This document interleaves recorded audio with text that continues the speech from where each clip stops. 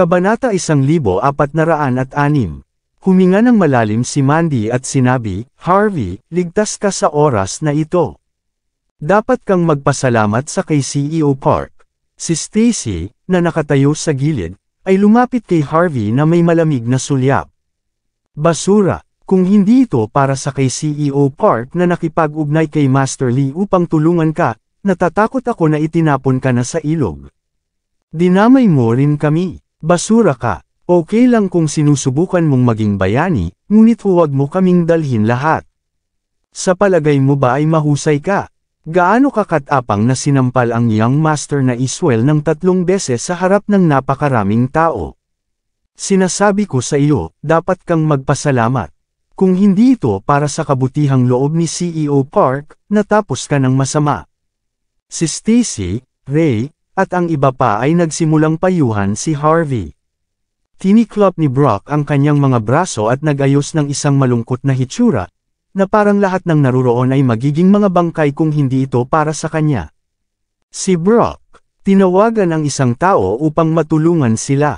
Si Harvey ay natigilan. Maya-maya, ngumiti siya. Hindi niya inisip na si Brock ay nang ahas pa ring magpanggap sa puntong ito. Sa pag-iisip tungkol dito, sinimulang maunawaan ni Harvey ang pag-uugali ng mga kalalakihan ng bansa J. Lahat sila ay ganito. Si Mandy ay sumimangot ng bahagya at sinabi, Miss Leo, Miss Flynn, huwag kumilos tulad nito.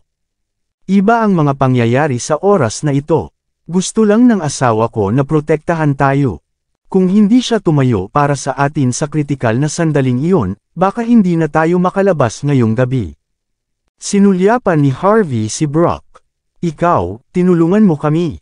Sino ang tinawagan mo? Si Steve Lee. Mapang-akit. Gaano kakatapang na sabihin ng direkta ang pangalan ni Master Lee? Galit na galit si Brock. Kung hindi ito para sa kay Master Lee, paano ito malutas? Hindi ka lamang walang utang na loob, ngunit nang ahas kang tawagin si Master Lee sa kanyang pangalan. Sinasabi ko sa iyo, kung hindi ito para sa kay CEO Park, tiyak na namatay ka na ngayong gabi. Ngunit dahil alam nating lahat ang isa't isa, binabalaan kita. Huwag maging walang ingat at kumilos ng walang pasubali sa hinaharap. Hindi mahalaga kung papatayin mo ang iyong sarili, ngunit huwag saktan ang ibang tao. Sinubukan ni Brock na tumingin ng malungkot habang siya ay nagsasalita. Si Harvey na may isang mukha ng natatawa. CEO Park, maraming salamat. Sa oras na ito, ang Regency Enterprise at ako ay may utang na loob sa iyo. Seryoso ang sinabi ni Mandy, ngumiti si Harvey at hindi na nanggambala. Gusto niya tingnan kung paano maaaring maging walang kahihiyan si Brock. Nakatitig si Brock kay Harvey na may hitsura ng nakangisi. Maya-maya, sinabi niya, Brat, maswerte ka na nagkaroon ka ng isang mabuting asawa. Paano ito? I'll treat you to a meal bukas ng gabi. Halika at uminom, CEO Zimmer. Ngunit sa oras na ito, huwag magdala ng isang mahirap na tao na kasama. Si Brock ay naging kampante. Maaaring magtagumpay siya sa pagkuha kay Mandy sa tinatawag na pabor sa kanyang mga kamay. Nag-aalangan si Mandy. CEO Park, natatakot ako. Nasisiraan ng loob si Brock. Sinabi mo na may utang ka sa akin. Maaari kang piliin na hindi darating. Ngunit mula noon, ang kooperasyon sa pagitan mo at sa Star Stable ay ganap na nagwakas. Hindi komportable si Mandy. Alam niya na si Brock ay may masamang hangarin, ngunit sinabi pa rin niya sa kanya na may utang siya sa kanya. Malamig na namagitan si Harvey, Brock, talagang tinulungan mo kami ngayong gabi. Paano mo nalaman iyon? Sa kakayahan ni Steve Lee, paano niya hindi malulutas ang problemang ito? Bumagsak ang puso ni Brock, na parang may nakakita ng kanyang lihim. Agad siyang tumalon at nagbarikada ng galit, Brat, ano ang ibig mong sabihin? Hindi mo lang ako iniinsulto, kundi pati na rin ang pag-iinsulto kay Master Lee. Mapanghamak ito. Kung alam ko lang, hindi ako tatawag ng isang taong makakatulong sa iyo. Dapat ko lang hayaan kang top-ocon sa kamatayan ni Young Master na Iswell. Ginamit ko ang aking mga koneksyon upang mailigtas ka, ngunit hindi ka pa rin nagpapasalamat at nang ahas na tanungin ako. Sinasabi ko sa iyo, kung hindi ito para sa kay CEO Park, papatayin kita ngayon. Tulad ng may sasabihin pa si Harvey, hinawakan siya ni Mandy. Harvey, si CEO Park ay tumawag kay Master Lee. Dapat nating ibalik sa kanya ang pabor. Ang kaligtasan ni Harvey ang pinakamahalagang bagay para kay Mandy. Hindi mahalaga ang lahat. CEO Park, hindi mo kailangang magalit sa ignoranting brat na ito. Walang saysay ito, marunong lang siyang mabuhay sa isang babae. Ano ang magagawa niya? Ang pakikipagtalo sa kanya ay sisira lamang sa iyong reputasyon. Tumayo si Stacy at ang iba pa at nagsalita. Tayo na, umalis na tayo. Hindi na kailangang sabihin ng labis upang ang basura ay maging ganito. Mayroong isang kasabihan na napupunta, paano ka makapagsalita ng yelo sa mga bug sa tag-araw? Hindi mo masasabi ang mga bagay na iyon sa mga taong may makitid na pananaw sa mundo. Hindi niya tayo maiintindihan. Para sa kanila, walang silbi si Harvey at nagustuhan lamang ang pagmamalaki. Hindi na kailangang magalit sa isang taong katulad niya. Ha! Ang kulay rosas na Rolls-Royce Phantom. Noon lang, napansin ni Ray na may kotse na naiwan sa parking lot.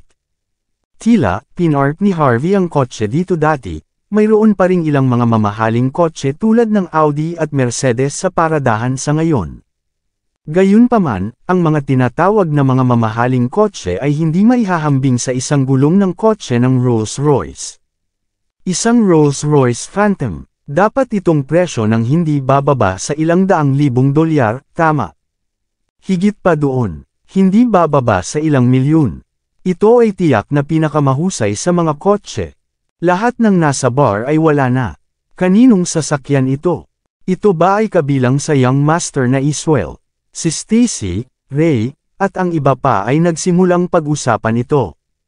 Lahat sila ay bahagi ng mga circle sa itaas na klase, ngunit sila ay mga outcast lamang.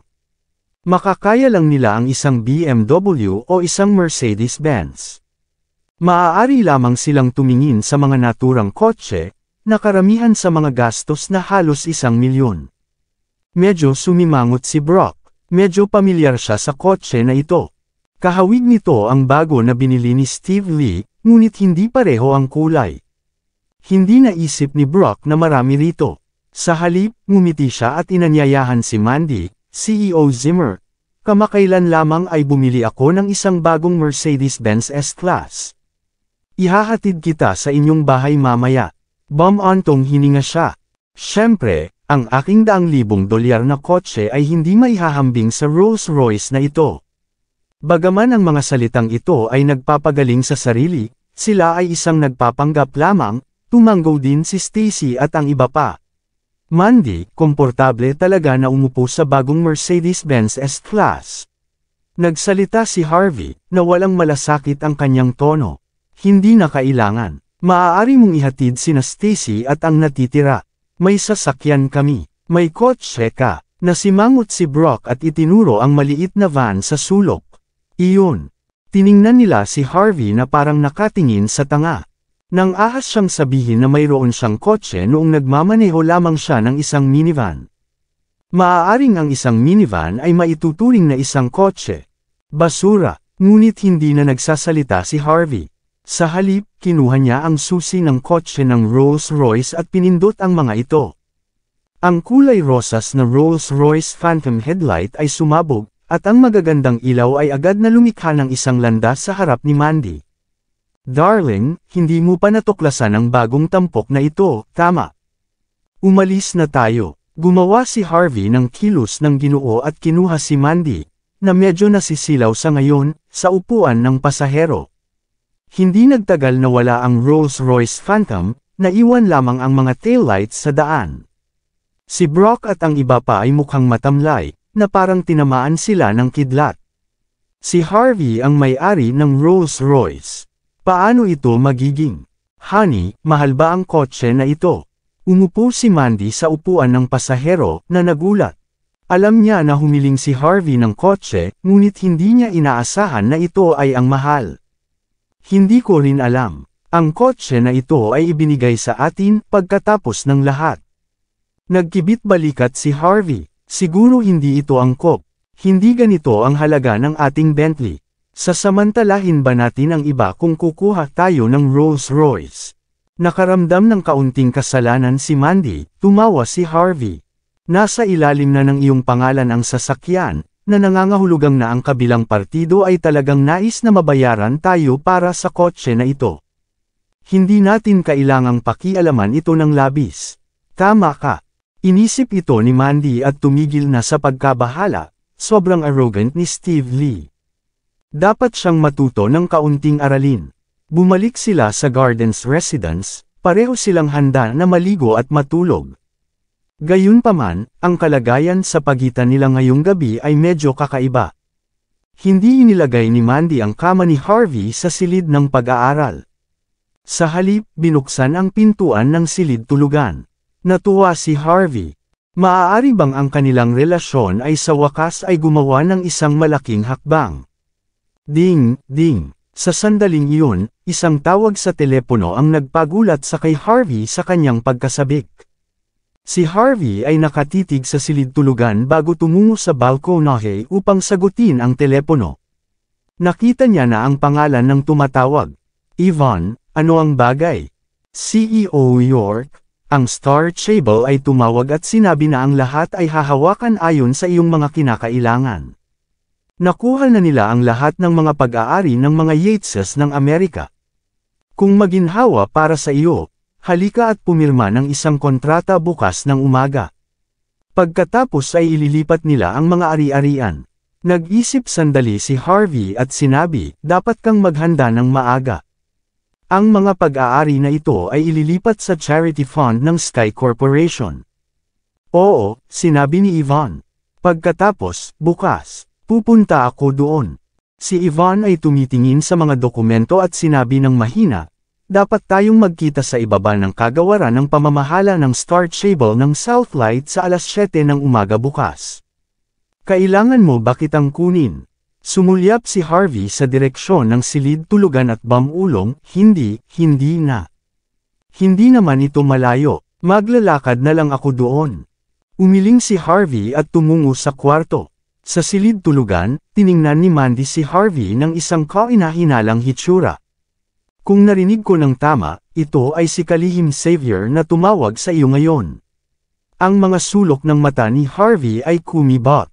Paano naging sensitibo ang kanyang mga tainga sa isang kritikal na sandali? Ano ang bagay? Nais ba niyang maging driver ka para sa kay Prince York? Seryoso si Mandy. Darling, ikaw na ngayon ang konsultant ng gobyerno ng Buckwood. Kahit na hindi ka binabayaran, hindi ka maaaring maging driver ng ibang tao. Kung hindi, si ama at ina ay siguradong magagalit. Maraming salamat sa lahat ng sumusubaybay. Please subscribe and follow my YouTube and Facebook channel, Pilipino Novel. Maraming salamat po. Ang mga salita ni Mandy ay nagbigay na hindi makapagsalita si Harvey. Galit ka ba? Ang iyong mga magulang, o ikaw? Gayunpaman, hindi tinanggihan ni Harvey ang mga sinabi ni Mandy. Sa halip, ngumiti siya at sinabi, huwag kang mag-alala. Maliban kung hayaan mo akong maging CEO ng Sky Corporation, tiyak na hindi ako pupunta. Mas katulad nito, ngunit dahil may kakayahan ang aking asawa, walang pagkakaiba sa pagiging CEO. Tumawa si Mandy. Sige, tapos ngayong gabi, ako. Inaasahan na ni Harvey. Oh, halos nakalimutan ko na. Mas mahusay kang matulog sa silid ng pag-aaral ngayong gabi. Malamig ang mukha ni Mandy. Bang! Agad niyang hinampas ang pagsara ng pinto. Si Harvey ay hindi nagsasalita ng isang beses pa. Ang babaeng ito ay tunay na walang awa kapag siya ay nagseselos. Sa ika-alas 9 ng umaga sa susunod na umaga, sa pasukan ng kagawaran ng pamamahala ng Star Table sa Southlight.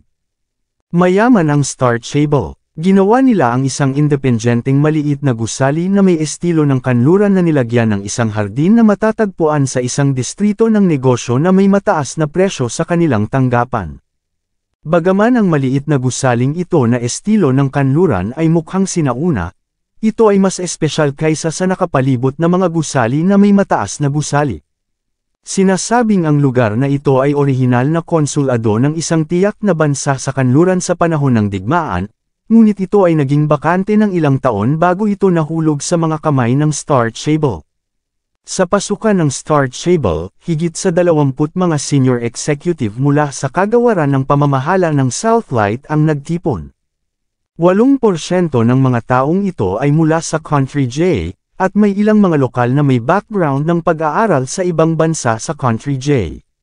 Kagabi, bigla silang binigyan ng kaalaman ni Steve Lee na ang lahat ng mga pag-aari ng kagawaran ng pamamahala ng Star Stable ay ililipat sa ibang kumpanya. Kahit na ang mga executive na ito ay nagtataka, napakalakas ni Steve. Kaya, hindi sila nang ahas na magtanong ng anumang mga katanungan. Ang isa na nakatayo sa harap ng karamihan ng tao sa sandaling ito ay si Brock Park. Nariyan din sina Stacy at Ray, tulad ng para sa iba pang mga senior executive, lahat sila ay tumayo sa magkabilang panig ng koponan. Si Stacy at Ray ay hindi bahagi ng Star Stable. Ito lamang na si Brock ay maraming mga saloobin. Kapag siya ay narinig na ang CEO na dadating upang makuha ang mga ari-arian ng Star Stable ngayon ay bata pa, sadyang inayos ni Brock ang dalawang babaeng ito para sa kanya. Pagkatapos ng lahat, ang kanilang tinatawag na executive ay magkakaroon din ng isang bagong boss matapos na mailipat ang mga assets. Kailangang maghanap si Brock ng isang paraan upang mapalugod siya ng maaga. Tulad ng para kay Stacy at Ray, hindi nila naramdaman ang kaunting kahihiyan.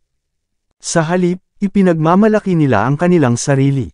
Ang kakayahang maglingkod sa CEO ng isang malaking grupo ay ang kanilang pagmamataas bilang mga sosyalista. Hindi ko alam ang nangyari.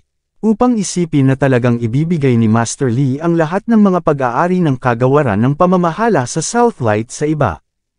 Kinwestiyon ng isang ehekutibo ang isang nakakagulat na mukha. Ang kabilang partido ay dapat na isang malaking shot. Isang napakalakas, sa katunayan. Siguro binili niya ang aming mga ari-arian sa isang mababang presyo.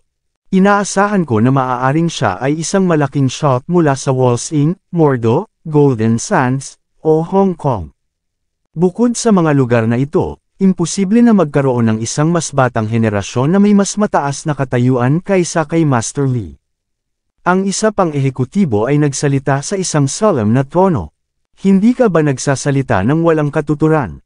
Kung wala siyang mataas na katayuan at isang kilalang pagkakakilanlan, ihahanda ni Master Lee ang mga bagay na ito sa magdamag. Narinig ko na sa una ay dumating si Master Lee upang ipakita ang kanyang mga kakayahan sa oras na ito, ngunit natapos na tinatapakan ng kabilang partido sa lupa at kailangang umalis. Ang lahat ng mga executive na ito ay nakikipag-usap sa mga bulong, tinalakay ang pinagmula ng bagong may-ari, si Brock ay ngumisi. Anong uri ng balita ito? Sa pagkakaalam ko, isang pondo ng kawanggawa ang mga ngasiwa sa lahat ng mga pag-aari ng kagawaran ng pamamahala sa Southlight. Malamang na ang Sky Corporation ay nasa likod nito. Ano, maaari bang maging ang ating bagong may-ari ay ang maalamat na si Prince York? Kabanata 1410. Prinsipe York. Ang pamagat na ito ay nakagulat sa marami. Kung ito ang taong ito, kung gayon maiintindihan nila. Kilala siya bilang numero 1 tao sa Southlight, ang pinakamalakas na tao. Maraming mga tao ang nais na hamunin ang kanyang awtoridad, ngunit sila ay natalo at ang laban ay natapos sa pagdanak ng dugo. CEO Park, ang sinasabi mo ba ay totoo? Si Prince York bilang bagong may-ari. Gaano ito katotoo? Bakit hindi namin narinig na pinag-uusapan ito ni Master Lee? Maraming tao ang nakatitig sa kay Brock, umaasa na marami siyang sagot. Sinabi ni Brock na may hitsura ng nakangisi, ano ang alam niyo? Nalalaman ko ang lahat ng ito dahil malapit ako sa bagong may-ari. Ito lang, may ilang mga bagay na hindi ko masyadong masasabi. Sana maintindihan niyo, ang mga executive sa eksena ay nagpalitan ng mga sulyap sa isa't isa, at pagkatapos ay mabilis silang sumulong. CEO Park, dahil malapit ka sa bagong may-ari, kailangan mong alagaan kami sa hinaharap. Oo, pagkatapos ng lahat, maraming taon tayong magkakapatid. CEO Park, dapat mong ilagay ang ilang magagandang salita para sa amin sa bagong may-ari. Ang mga executive na ito ay lubos na nakakaintindi. Dahil walang paraan upang mapalugod sa bagong may-ari ng maaga, kung gayon hindi ito dapat maging problema kung nalulugod sila sa kakulangan ng bagong may-ari, tama. Hinawakan ni Brock ang kanyang kamay at sinabi ng maayos, oo, oo. Magkapatid tayong lahat, ngunit kahit na ang bagong may-ari ay narito, dapat tandaan ng lahat ang isang katotohanan.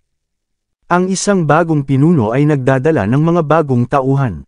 Ang lahat ng mga dating kawani ay dapat tumulong sa bawat isa. Kung hindi man, maaaring napakahirap para sa atin na mapanatili ang ating awtoridad sa bagong may-ari sa hinaharap. Ang mga executive ay patuloy na tumango sa kanilang mga salita. Oo, oo, oo. Tama ang CEO Park. Mula ngayon, susundin namin ang iyong pangunguna. Makinig kaming lahat. Talagang nasiyahan si Brock sa kanilang mga papuri sa kanya. Wala siyang kinalaman sa bagong may-ari, ngunit may karapatan siyang maging kanang kamay ng bagong may-ari hanggat ang lahat dito ay nakinig sa kanya. Nakatitig sina Stacy at Ray sa eksena, si CEO Park talaga si CEO Park. Hindi lang siya magkaroon ng impluwensya sa mga pulis at gang, ngunit kilala rin niya si Prince York.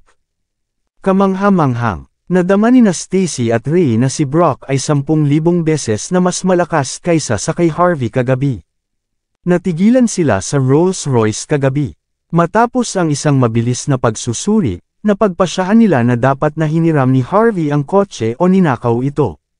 Maaaring ang isang live-in na manugang na lalaki ay magmaneho ng isang marangyang kotse na nagkakahalaga ng 3.1 milyon.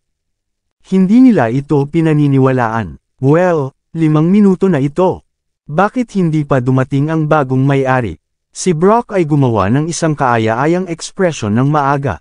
Tulad ng para sa kay Stacy at Ray, estratehikong tinanggal nila ang isang butones ng kanilang damit, parehong may suot na hitsura ng pag-asa.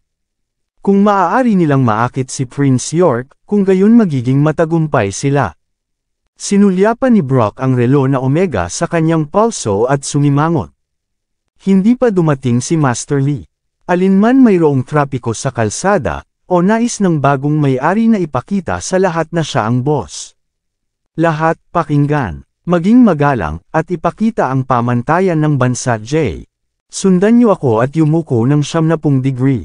Maligayang pagdating, boss. Sinundan siya ng mga executive at nagsimulang mag-rehearse. Maligayang pagdating, boss. Samantala, isang figure ang lumitaw sa harap nila. Walang malay na itinaas ni Brock ang kanyang ulo at kumuhang tiningnan. Sa susunod na sandali, ang kanyang mukha ay naging sobrang pangit, Harvey. Ito ay si Harvey. Ano, ang nabubuhay sa babae na live-in-in-law ay darating dito.